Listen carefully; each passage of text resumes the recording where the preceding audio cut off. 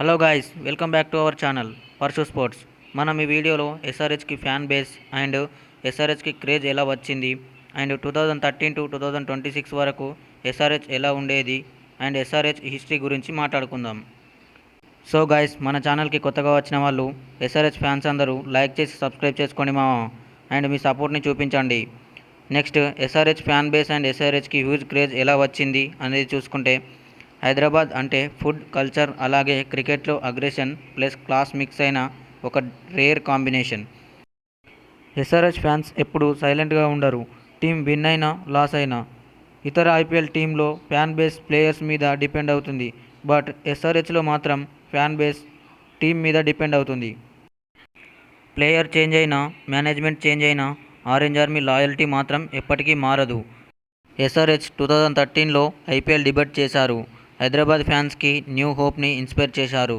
Initial ఇయర్స్లో 6th పొజిషన్తో finish చేసిన 2016లో సెన్సేషనల్ ట్రాన్స్ఫర్మేషన్.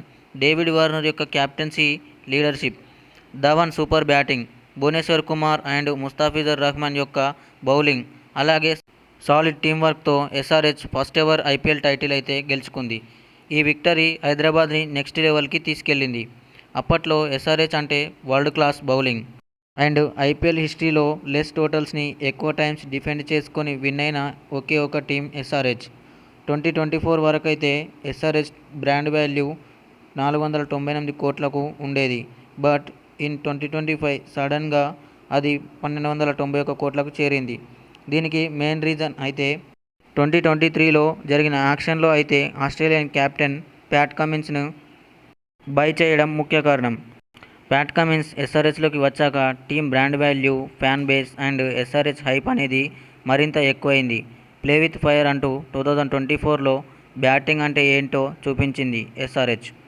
అప్పటి వరకు బౌలింగ్కే పరిమితమైన ఎస్ఆర్హెచ్ 2024లో బ్యాటింగ్ ఎలా చేయాలో అన్ని టీమ్స్కి చూపించింది. దీనికి కారణం ప్యాట్ కమిన్స్ మోటివేషన్ అండ్ 300 కూడా కొట్టగలం టీ20లో అని చూపించింది. 2024లో ఎస్ఆర్హెచ్కి అయితే huge fan base and SRH match day అంటే టీవీలకు అతుక్కొని మరీ చూడటం స్టార్ట్ చేశారు ఫ్యాన్స్. కానీ 2025లో ఎస్ఆర్హెచ్ బౌలింగ్ డిఫెక్ట్ వల్ల క్వాలిఫై అవ్వలేకపోయింది.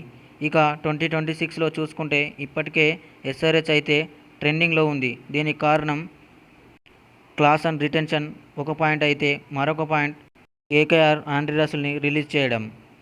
అండ్ కేకేఆర్ విడుదల చేసిన తర్వాత అయితే ఆండ్రీ రసెల్ మన ఎస్ఆర్హెచ్ అఫీషియల్ ఇన్స్టాగ్రామ్ పేజ్ని ఫాలో అయితే చేయడం స్టార్ట్ చేశాడు. ఇక సోషల్ మీడియాలో అయితే క్లాసెన్ కాటేరమ్మ చిన్న కొడుకు అండ్ రసెల్ని కాటేరమ్మ పెద్ద కొడుకు అని వైరల్ చేస్తున్నారు. 2026 ఐపీఎల్ యాక్షన్ కూడా స్టార్ట్ అవ్వకముందే ఎస్ఆర్హెచ్కి ఇంత క్రేజ్ ఉంటే, ఇక యాక్షన్ అయ్యాక, ఐపీఎల్ స్టార్ట్ అయ్యాక ఈసారి మాత్రం వేరే లెవెల్లో క్రేజ్ అండ్ హైప్ అయితే గ్యారంటీ అని చెప్పవచ్చు. మరి మీరు కూడా ఎస్ఆర్హెచ్ సపోర్టర్ అయితే ఆరెంజ్ ఆర్మీ అని కమెంట్ చేయండి. అలాగే సబ్స్క్రైబ్ చేసుకోండి మావా.